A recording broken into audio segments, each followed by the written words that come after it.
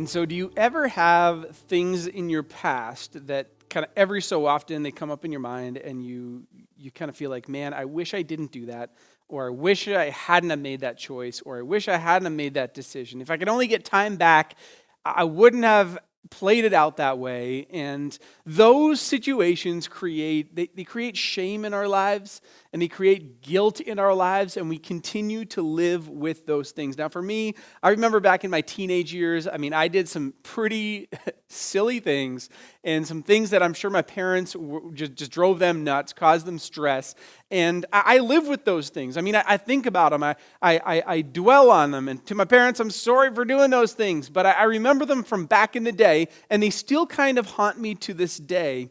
And we're going to get into that, but we have been in this book called Hosea, a minor prophet in the Old Testament, and out of that we have chosen a theme verse for this whole series on Hosea, and it comes from chapter 14, drawing your attention to verse 4, and here's what it says. I will heal their waywardness, and I will love them freely, for my anger has turned away from them. And so how I see this kind of playing out is like a play. And a play has different parts or different acts that are a part of it. And I kind of see the story of Hosea and Gomer as a 4-part play or a 4-act play. And I just want to kind of summarize where we've been as we look at this 4 kind of part act, this 4-act play. Act 1 was Hosea receives an unusual instruction from God. And so Hosea, we find out that he's a prophet. He's the mouthpiece of God. He talks to the northern kingdom of Israel. God has told this guy, I want you to marry a prostitute. So a prophet and a prostitute hook up. That's Act 1, an unusual request from God, but Hosea follows through. Act 2, over time, as he marries this prostitute, Hosea actually falls in love with her. And so they actually fall in love. And so something that was difficult to begin with, he actually loves her, and they get married, and they start a life together, and he falls in love. Act 3, Gomer has an affair, and Hosea is crushed. And so she goes back to her old lifestyle and into prostitution, and we find out that they together in their family have these 3 kids, but we don't really know who's the dad of these kids, and it's difficult, right? Because we find out that in marriage, as we covered last week, that you go from sweet, this honeymoon period, to sour, and then is it possible to go to sweet again, to fall back in love, if you will? And then Act 4, Hosea pursues Gomer and buys her back. And really that's where we're camping out today, is this idea of the pursuit of Hosea, of Gomer, and the purchasing of her back. Now let me say this. Outside the story of Jesus dying on the cross for us, I don't know that there is another story in the entire Bible that communicates the grace, the love, the redemption, and the restoration of God. I don't know. Apart from the cross and Jesus dying on the cross for us, I don't think there's another story that communicates this in a more powerful way than the story of Hosea and Gomer. And so today we're going to focus specifically on Act 4 here that I highlighted. You see, in the story, it really teaches us about the complexities of marriage. And the complexities really in our relationship with God. Not just marriage, but your and my relationship personally that we have with God. And this is where the Bible is so unique compared to other religious books or other gods, is that we actually believe in a God that pursues us, that finds value in us, that wants to have a relationship with us. Even though he understands that our relationship is messy, he wants to get into it with us. And listen, it's not messy because of him. It's totally messy because of us. And it's hard because it seems like we want this relationship. We've been longing for this relationship. We've had this sense that this is what we've been waiting for. And yet when it comes down to it and God opens up his arms to relationship to us, it's oftentimes we are the ones who run away. And we are the ones who turn our backs. And we are the ones who go back into the patterns of who we used to be. Now, last week we focused on this fraction that I made, and the fraction was confidence over contempt. This idea that we have confidence and trust in God's word over our own wisdom and over contempt for the other person we're in relationship with. And is it possible to focus in on confidence and the trust in the word of God rather than contempt for the other person? We found out that we are either one or the other. You're honing in on one direction or the other direction. And today I want to give you another fraction. And what this is could we focus on grace over the mess? Could grace be over mess? And listen, we learn that this is what this is all about as we see Hosea pursue Gomer. And I want to point your attention to this verse here.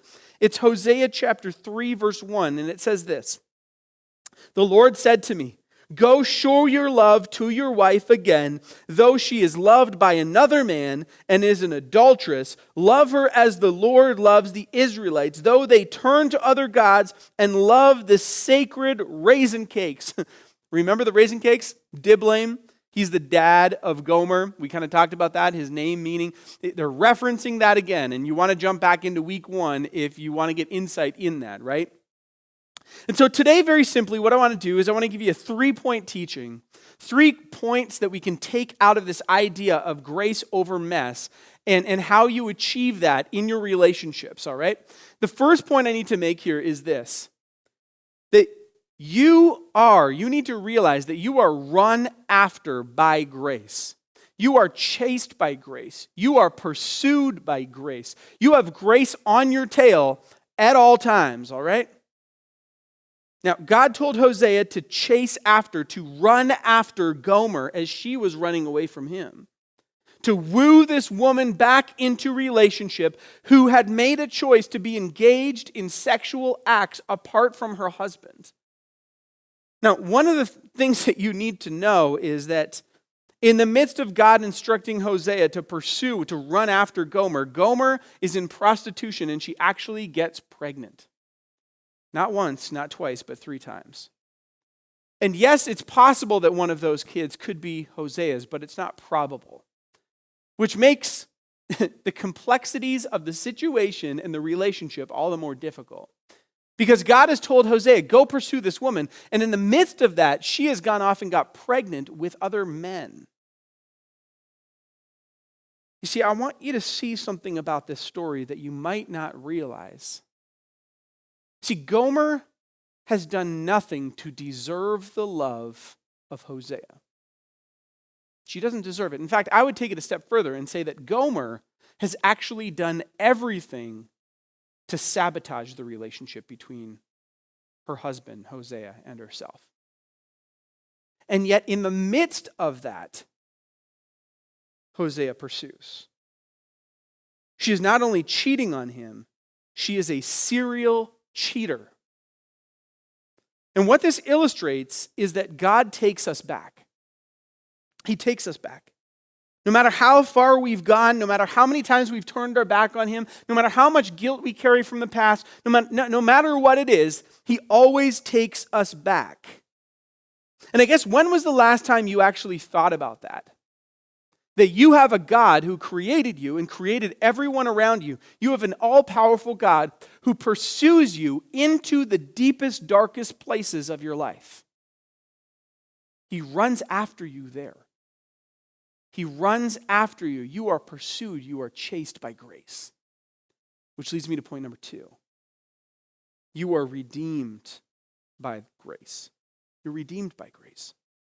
So this is where the story gets crazy. This is where it gets crazy. Hosea finds his wife as commanded by God, and you have to picture this. You have to picture Hosea traveling out to some seedy part of the city, some seedy part of town. He travels there, and we pick up the story in Hosea 3, verse 2, and here's how it reads. So I bought her for 15 shekels of silver and about a homer and a lethal of barley. And so Hosea buys her back. Now, generally speaking, she has been part of a prostitution circle, a prostitution ring, and she is owned by another individual. So she is, in effect, a slave to another man. She has a pimp, if you will, right? He owns her, And we don't know exactly how this went down, but often what would happen is that in a seedy, in a sketchy part of town, there would be an auction that would take place. And at that auction, you would have a makeshift stage. And you would have an auctioneer, and one by one, men and women and children would be brought up on the stage, and people in the audience who had gathered around, they would make bids to own people. Now, to us, this sounds preposterous. It sounds awful. It sounds disgusting. But for Gomer, it actually was probably quite normal. Because after all, this is all she'd ever known. To her, she didn't see herself as valuable, as important, as human. In fact, to her, she's worthless, and all she is an object. And so as she comes up onto the stage, as many before her had, to be auctioned off, to be sold as a piece of furniture, she stands up there and she hears it. Deep in the crowd, she hears the voice that she's heard before. It's her husband. It's Hosea. The one who has forgiven her over and over again, the one that has pursued her when she's run away, the one that has forgiven her and loved her and shown her grace, he bids on her. And I wonder what she's thinking in that moment. I'm wondering, is she embarrassed? Is she full of joy? Is she feeling gratitude? What is happening to her in that moment? You see, the word redeemed, if we go back to that, you need to understand that the word redeemed is an economic word. Whenever it's referred to in the Old Testament, it's an economic word, which is different than what we think of because we would understand redeemed as a spiritual word, but that doesn't happen until the New Testament. It is purely an economic word. And really what you need to know when you hear that word redeemed, there's three things that go along with it, right? The first is this. A person was in slavery or captive to another master. That's what you need to think about when you hear the word redeemed. A person is in slavery or captive to a master. Number two, you need to think about that it implies that a price or a ransom has to be paid. So redemption is a price. There's a price associated. There's a ransom associated to it. And number three, it implies that a human liaison must act to secure the redemption. There has to be someone there to secure that redemptive process. And really what it reminds me of is in the New Testament, we see this kind of played out in Romans chapter 3, drawing your attention to verse 22 to 26. And here's what it says. You're going to see how this relates to maybe your relationship with God. It reads like this. The righteousness is given through faith in Jesus Christ to all who believe. There is no difference between Jew and Gentile, for all have sinned, fall short of the glory of God, and all are justified freely by his grace through the redemption that came by Christ Jesus. God presented Christ as a sacrifice of atonement, through the shedding of his blood to be received by faith. He did this to demonstrate his righteousness because in his forbearance he had left the sins committed beforehand unpunished. Verse 26, he did it to demonstrate his righteousness at the present time so as to be just and the one who justifies those who have faith in Jesus. Now, when you look at that passage in Romans chapter 3, you will see three things that are happening here as it relates to redemption. First, Paul says that we all have sinned. We all have made bad choices. We all have guilt from our past. We all have shame from our past. We all kind of live in that. We all have that. In fact, we fall short. We could say that we are slaves to it in some instances. We all have that. And we have to be brought back out of that. Number two, what this verse shows us is that in the text you see that there is a price that has to be paid to bring us out of it. And this is what redemption's all about. There has to be a price that is paid for your freedom of the guilt and shame of your past. And Paul points out, number 3, is that Jesus is both the price and the mediator. He goes on behalf of us, and he is the price that is paid. And it's beautiful. It's a beautiful picture here. Because you come to the realization that you can't fix it on your own. You can't get yourself out of captivity. You can't imagine Gomer as she comes up on stage bidding on herself. You can't do it. Gomer can't bid on herself. She can't get out of slavery because she has nothing to bid with. And you have nothing to bid with to get yourself out of the guilt and shame of your past. You can't get yourself out of it. You have nothing to bid with. You don't own anything. And you can't work your way out of the sin problem. You need to be redeemed in it. Which leads me to point number 3. You are restored by grace. Now listen, there's a big difference between being redeemed and being restored. Those are two separate things. But oftentimes in the church world, if you're anything like me, I can remember dealing with this and the confusion of thinking that they're the same thing when they're not. Because restoration takes forever. In fact, on this side of eternity, you will never be restored fully. It's impossible. You can never fully be the person that God made you to be. It's impossible. It's an impossibility. We're called to try, but you will never ever be like Jesus. You'll never actually be like him. And because of that, some people wonder that after they unite their lives with Jesus and they struggle after that with doubts and with bad choices and with bad decisions, they wonder if they were ever really united with Jesus in the first place because they thought that redemption and restoration were the same thing.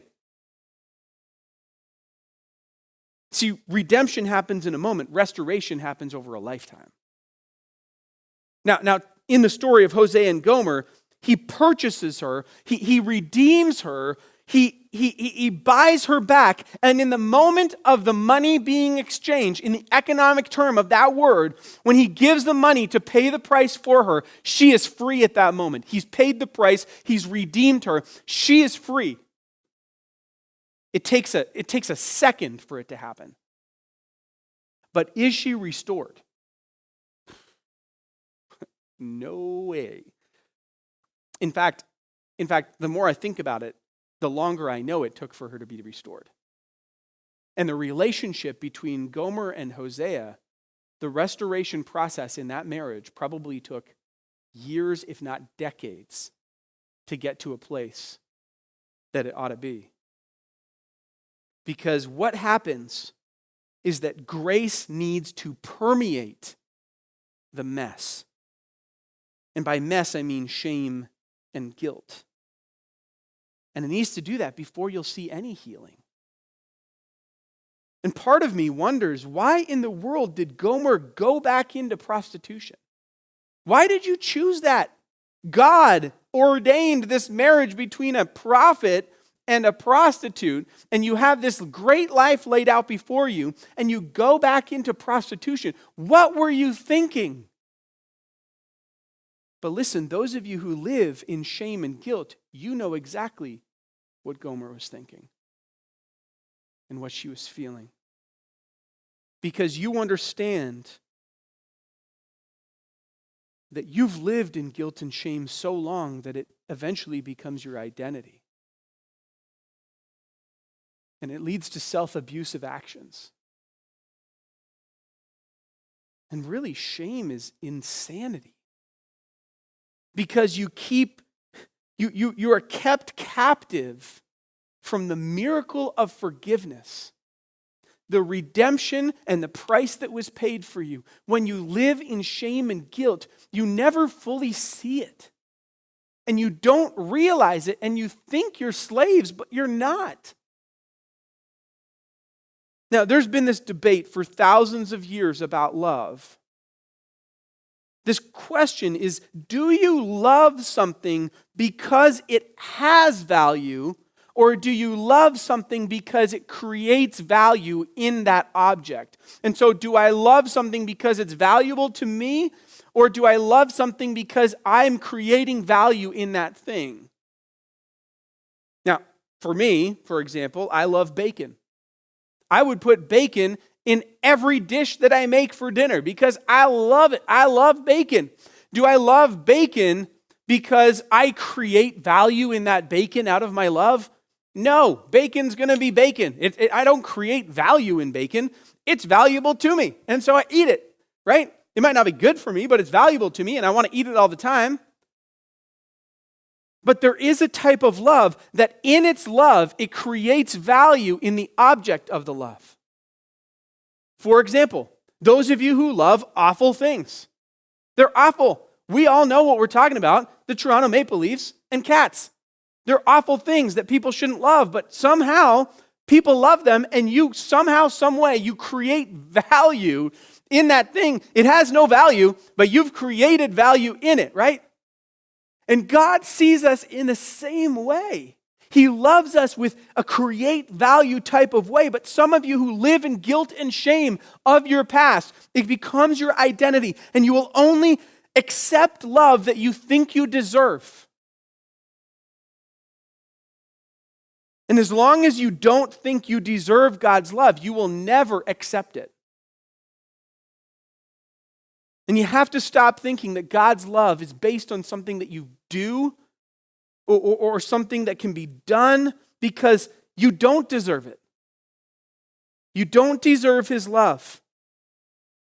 And He doesn't love you because you have value. He doesn't love you because you deserve it. He doesn't love you because you said you were going to be faithful. He doesn't love you because you've jumped through all of these spiritual hoops. He doesn't love you because of those things. He loves you because it creates value in you. His love creates value.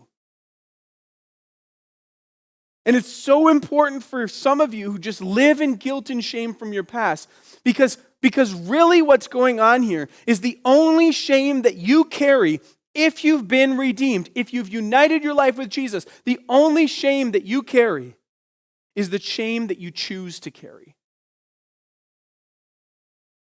Does this mean that you'll never make mistakes? No. People who are redeemed, people who've united their lives with Jesus, they make mistakes all the time. I make mistakes all the time. Does it mean you'll never fall down? No.